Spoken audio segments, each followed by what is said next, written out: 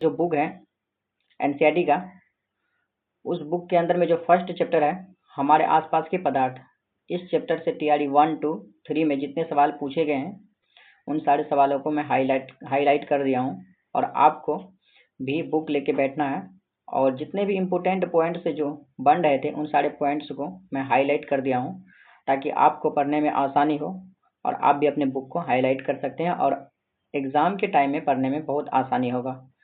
तो चलिए हम लोग वीडियो को स्टार्ट करते हैं और जहाँ जहाँ से एग्जामिनर पॉइंट को बना के एग्ज़ाम में क्वेश्चन पूछ सकते हैं उन्हीं सारे पॉइंट को मैं हाईलाइट किया हूँ। जैसे यहाँ पर पढ़ सकते हैं, देखिए अब अपने बुक में देख सकते हैं, बुक खोल के, कि इस विश्व में यानी कि इस पूरे दुनिया में प्रत्येक वस्तु जिस सामग्री से बनी होती है उसे वैज्ञानिकों ने क्या कहा? पदार्थ कहा था। उसे वैज्ञानिकों ने पदार्थ कहा, याद रखिएगा। और ये बन सकता है ये सवाल को भी, इस विश्व में यानी पूरी दुनिया में जितने भी सामग्री यानी जितने भी वस्तु जिस सामग्री से बना है उसको क्या कहा जाता है? तो उसको क्या कहा जाता है? उसको पदार्थ कहा जाता है। जैसे कि दोस्तों देख सकते हैं, उसको क्या कहा जाता है? पदार्थ। नोट कर लीजिएगा अपने बुक में और आगे देखते हैं।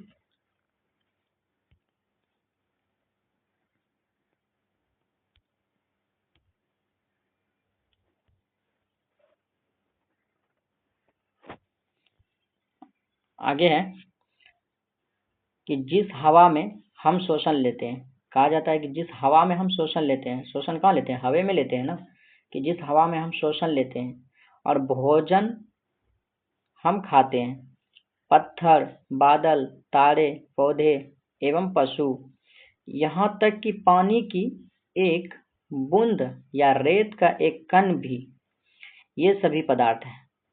पदार्थ की कैटेगरी में किनको रखा गया है?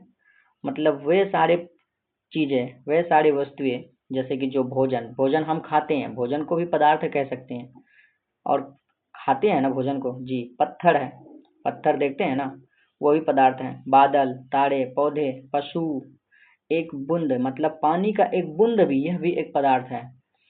और रेत का एक कण भी, इसे भी एक पदार्थ कहा जाता है। ये सभी पदार्थ हैं, ध्यान में रखिएगा। आगे देखते हैं। आगे है कि यहाँ तक पढ़ लिया हम लोग, ये पदार्थ हैं। और यहाँ देखिएगा, सभी वस्तु का द्रव्यमान होता है, मतलब यहाँ से पढ़िए कि ऊपर लिखी सभी वस्तु का द्रव्यमान होता है और ये कुछ स्थान घेरता है। मतलब अगर कोई पूछ लेगा आपको कि पदार्थ किसे कहते हैं, तो उसको क्या बताइएगा डिफिनेशन के तौर पर, मतलब तो उसको ये बताइएगा कि वे सारी वस्तुएं जिसमें द्रव्यमान हो और कुछ आयतन घेरता हो, जिसके अंदर में द्रव्यमान हो, मतलब उससे मापा जा सकता है और वो कुछ जगह भी घेर सकता है, आयतन, कुछ आयतन घेर सकता है, तो उसे हम पदार्थ कह सकते हैं। जैसे यहाँ पर हम लोग देखें, पत्थर या बादल, बादल इसमें भी द्रव्यमान है और ये आयतन भी घेरता होगा। और रेत का एक कण, रेत मतलब बालू जो होता है, बालू का एक कण लीजिएगा आप, उस बालू के एक कण में आप देखिएगा, जहाँ पर उसको रखिएगा, उसको पकड़िएगा, उठाइएगा तो थोड़ा सा कुछ ना कुछ वजन लगेगा आपको, और यहाँ पर उसको रखिएगा, वहाँ पर कुछ ना कुछ जगह घेरेगा ना, आयतन तो घेरेगा। तो उसको आप उठाए, वजन भी है उसमें, द्रव्यमान भी है और आयतन भी घेरा, तो वो पदार्थ है। जिसमें वजन ना हो, मतलब जो द्रव्यमान, जिसके अंदर में द्रव्यमान ना हो और जो आयतन ना घेरता हो, तो वो पदार्थ के कैटेगरी में नहीं रखा जाएगा। तो पदार्थ का डिफिनेशन हो गया। चलिए आगे देखते हैं।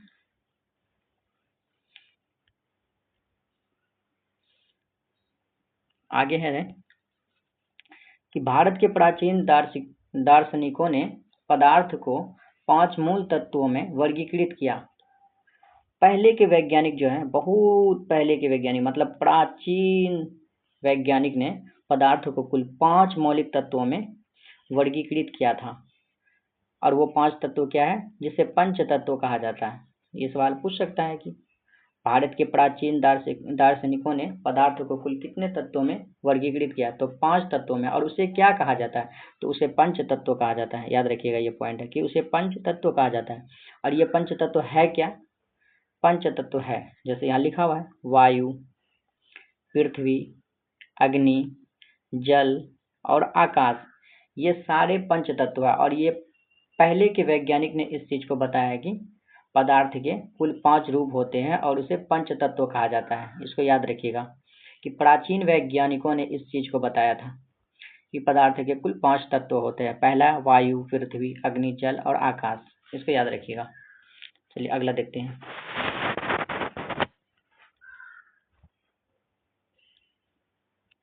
अगला है, आधुनिक वैज्ञानिकों ने पदार्थ को भौतिक गुणधर्म एवं रासायनिक प्रकृति के आधार पर 2 प्रकार से वर्गीकृत किया। हम लोग अभी पढ़े प्राचीन वैज्ञानिकों ने 5 प्रकारों में वर्गीकृत किया पदार्थों, लेकिन आधुनिक वैज्ञानिक जो था ना, आधुनिक वैज्ञानिक जो आया, वो पदार्थ को गुणधर्म के आधार पर एवं रासायनिक प्रकृति के आधार पर, किसके, रासायनिक प्रकृति के आधार पर 2 प्रकार से वर्गीकृत किया पदार्थ को। कितने प्रकार से? 2 प्रकार से वर्गीकृत किया। एक भौतिक गुणधर्म के आधार पर, दूसरा रासायनिक गुणधर्म के आधार पर। याद रखिएगा, आधुनिक वैज्ञानिक ने पदार्थों को 2 भागों में वर्गीकृत किया गया था, पहला भौतिक गुणधर्म के आधार पर और दूसरा रासायनिक गुणधर्म के आधार पर। चलिए अगला देखते हैं। अगला पॉइंट है, इसको याद रखिएगा, यहाँ से क्वेश्चन बन सकते हैं और पूछे गए हैं बहुत बार यहाँ से क्वेश्चन। इसको याद रखिए, यहाँ दिखाई नहीं पड़ा, आप अपने बुक में देख लीजिएगा कि अंतरराष्ट्रीय मात्रक पद्धति के अनुसार आयतन का मात्रक घन मीटर होता है। यहाँ नीचे हम लिख दिए हैं, आयतन का SI मात्रक घन मीटर यानी कि मीटर स्क्वायर होता है, मीटर क्यूब होता है, सॉरी मीटर क्यूब होता है। और आयतन मापने का साधारण मात्रक होता है, यहाँ दिखाई नहीं पड़ रहा लेकिन हम बता दे रहे हैं आपको, आप अपने बुक में देख लीजिए कि आयतन मापने का साधारण मात्रक, क्या, साधारण मात्रक, साधारण, चलिए हम बता दे रहे हैं आपको, अब लिख लीजिए कि आयतन मापने का साधारण मात्रक लीटर होता है। क्या होता है? लीटर। आयतन मापने का साधारण मात्रक होता है लीटर, लीटर होता है। लिख लीजिएगा, आप अपने बुक में देखिएगा, आपका बुक में लिखा हुआ रहेगा यहाँ पे सबसे लास्ट में, जब जहाँ पर पेज, ये पेज खत्म होता है। तो अब हम लोग यहाँ पे आ जाते हैं, इसी पेज का इस साइड में ये देखे हैं, यहाँ से भी सवाल बनते हैं पदार्थ के भौतिक गुण से। अभी हम लोग पढ़े आधुनिक वैज्ञानिकों ने पदार्थ को 2 भागों में बांटा था, एक भौतिक गुणधर्म के आधार पर, एक रासायनिक गुणधर्म के आधार पर। और भौतिक गुण क्या होते हैं उस चीज को देखेंगे कि पदार्थ के भौतिक स्वरूप, पदार्थ कणों से मिलकर बना होता है। यहाँ से एक पॉइंट आपका बन गया कि पदार्थ कणों से मिलकर बना होता है। किससे? छोटे छोटे कणों से मिलकर बना होता है। इस चीज को याद रखिएगा, यहाँ से पॉइंट पूछ लेते हैं, यहाँ से क्वेश्चन बन जाते हैं कि पदार्थ बने होते हैं डॉट डॉट कणों से। कहाँ से? कणों से मिलकर बने होते हैं पदार्थ। तो आगे देखें, एक विचारधारा का यह मानना था कि पदार्थ लकड़ी के टुकड़े की तरह सतत होते हैं। यहाँ से एक पॉइंट याद रखिएगा कि पदार्थ जो होते हैं लकड़ी के टुकड़े की तरह सतत होते हैं। एक पॉइंट यहाँ से याद रखिएगा और दूसरा पॉइंट यहाँ से याद रखिएगा कि पदार्थ रेत की तरह कणों से मिलकर बने होते हैं। ये 2 पॉइंट पदार्थ के भौतिक स्वरूप से पूछे जाते हैं कि पदार्थ लकड़ी के टुकड़े की तरह सतत होते हैं, और दूसरा पॉइंट है कि पदार्थ, यहाँ से एक दूसरा पॉइंट यहाँ से है, पदार्थ रेत की तरह कणों से मिलकर बने होते हैं। भौतिक स्वरूप देख लिए हम लोग। चलिए अगला देखते हैं। जितने भी हाईलाइट किया हुआ है ना दोस्तों, ये सारे इम्पोर्टेंट हैं और सबको आप अपने कॉपी में नोट्स बना लीजिएगा या अपने बुक में हाईलाइट कर लीजिए वीडियो देख के।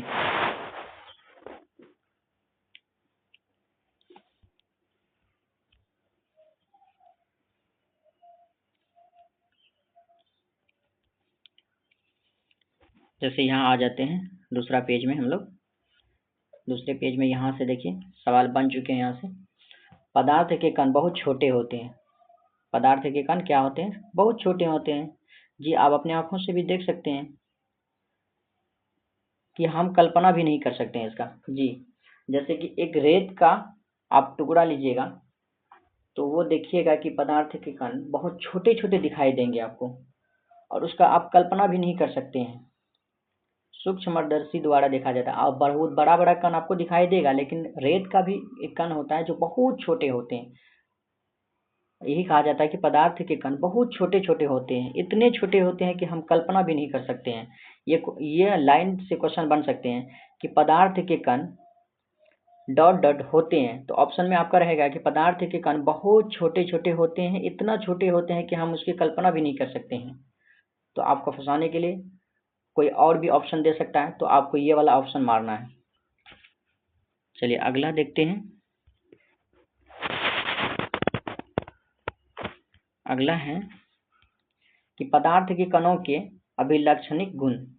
पदार्थ के कणों के बीच रिक्त स्थान होता है। यहाँ से भी एक सवाल पूछे गए हैं कि पदार्थ के कणों के बीच डॉट डॉट होते हैं, क्या होते हैं? रिक्त स्थान, मतलब खाली जगह होते हैं। जी बिल्कुल होते हैं, पदार्थ के कणों के बीच खाली जगह होते हैं। और इसका एक्सप्लेनेशन आप खुद कर सकते हैं। जैसे कि एक गिलास में पानी लीजिएगा और उस पानी में आप नमक या चीनी का कोई कण डाल दीजिएगा। उसके बाद कुछ सेकंड के बाद आप देखिएगा वो नमक या चीनी का कण उस पानी में घुल जाएगा, यानी कि पूरी तरह से मिल जाएगा। तो आपको रिजल्ट मिलेगा कि ये चीनी का जो कण हम डाले थे, वो चीनी का कण हमें दिखाई नहीं दे रहा, उस पानी में घुल गया। इसका मतलब पानी के अंदर में छोटे छोटे जगह रिक्त स्थान होंगे। पानी भी एक पदार्थ है ना, पानी के जो कण है उनके बीच में खाली जगह होगा, तब ना ये चीनी का कण उस पानी में विलुप्त हो गया, मतलब गायब हो गया। तो इससे पता चलता है कि पदार्थ के कणों के बीच में रिक्त स्थान भी पाया जाता है। इसको याद रखिएगा।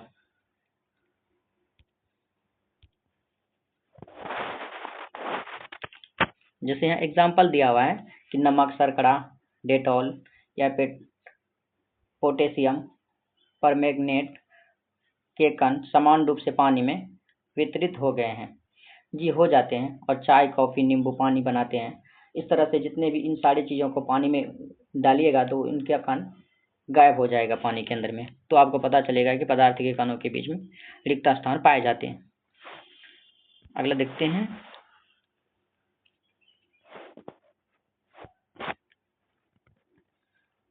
यहाँ से एक सवाल बनते हैं कि पदार्थ के कण निरंतर गतिशील होते हैं। जी बिल्कुल, पदार्थ के कण लगातार गति करते रहते हैं। इसको समझने के लिए मैं आपको समझा रहा हूँ।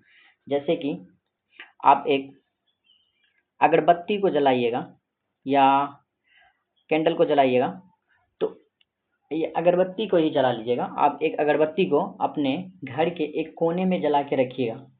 उसके बाद जब जलाइएगा तो उस टाइम में उस कोने में ही सिर्फ मतलब उसका गंध दिखाई देगा, आपको लगेगा। सूंघने के बाद आपको पता चलेगा कि यहाँ पे ही उसका गंध है, और कुछ सेकंड के बाद उस अगरबत्ती का गंध पूरे कमरे में फैल जाएगा। तो इससे पता चलेगा कि पदार्थ के कण गतिशील होते हैं, निरंतर गतिशील होते हैं, तब ना वो जिस जगह पे उसको रखे उस जगह से वो पूरे कमरे में फैल गए। तो इससे पता चलता है कि पदार्थ के कण गतिशील होते हैं, निरंतर गतिशील होते हैं। अगर आप ऐसे भी नहीं समझ पाते हैं तो इससे समझिएगा। अगर आप परफ्यूम लगाते हैं, परफ्यूम लगा के कहीं जाते हैं, तो बगल वाला जो आपका जो भी साथी है, दोस्त है, अगर गुजरता है आपके बगल से, तो उसको पता चल जाता है कि ये लड़का परफ्यूम लगाया। कैसे पता चलता है? उसको आप बताए नहीं, फिर भी पता चल जाता है। पता इसीलिए चलता है क्योंकि पदार्थ के कण जो है ना गतिशील होते हैं, और वो गति करके उसके नाक तक उसका गंध छोड़ देता ले जाके। इसीलिए उसको पता चलता है कि उसको पता चलता है कि आप परफ्यूम लगाए। इसीलिए पदार्थ के कण गतिशील होते हैं। इस पॉइंट को भी याद रखिएगा। ऐसे एग्जाम्पल देके समझाए हैं तो भूलिएगा नहीं, और आप खुद अपने रियल लाइफ में इसको जोड़ के याद कर सकते हैं। ऐसे भूलिएगा नहीं, रट्टा नहीं मारना है, इसी तरह से याद करना है। अगला देखते हैं।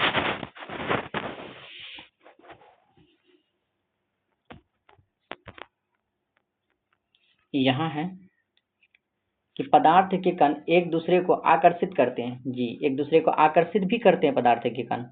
ये भी एक पॉइंट बनते हैं कि पदार्थ के कण एक दूसरे को क्या करते हैं? आकर्षित भी करते हैं, अपनी ओर खींचते हैं। और इसको समझने के लिए आप उसी फिर से अगरबत्ती का मतलब आप एग्जाम्पल ले सकते हैं कि पदार्थ के कण एक दूसरे को आकर्षित भी करते हैं।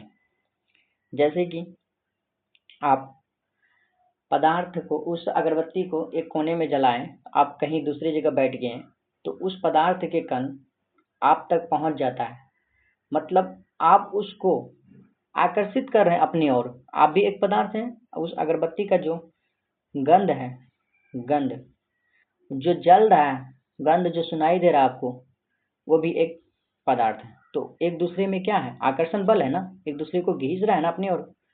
तो इससे पता चलता है कि पदार्थ के कणों के बीच में भी आकर्षण बल होते हैं।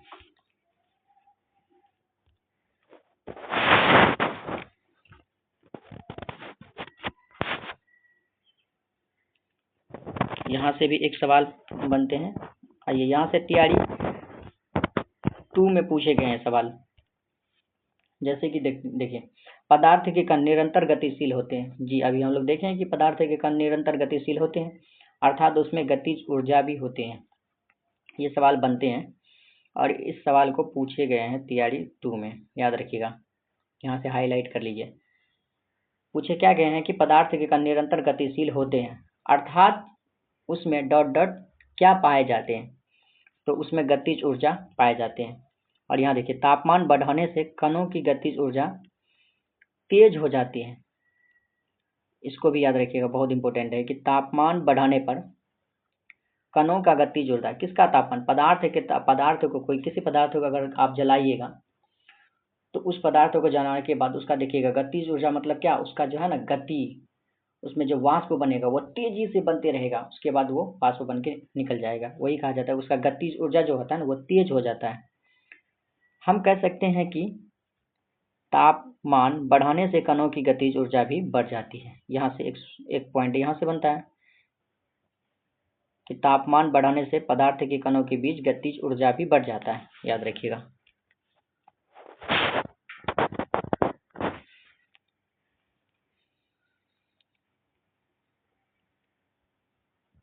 यहाँ पर कुछ पदार्थ के एग्जाम्पल देख लेते हैं।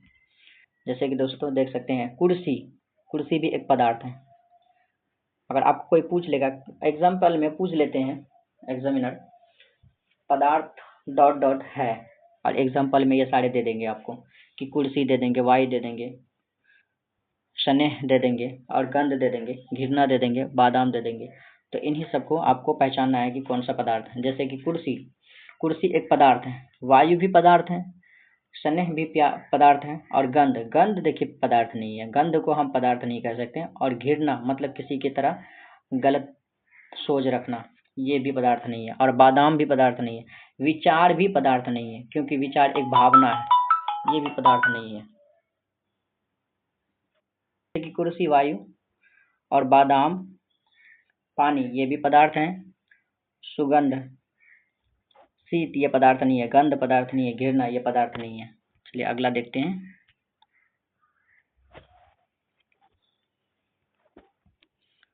अब पदार्थ का अवस्था देख लेते हैं, उनके कौन कौन सी अवस्था होते हैं।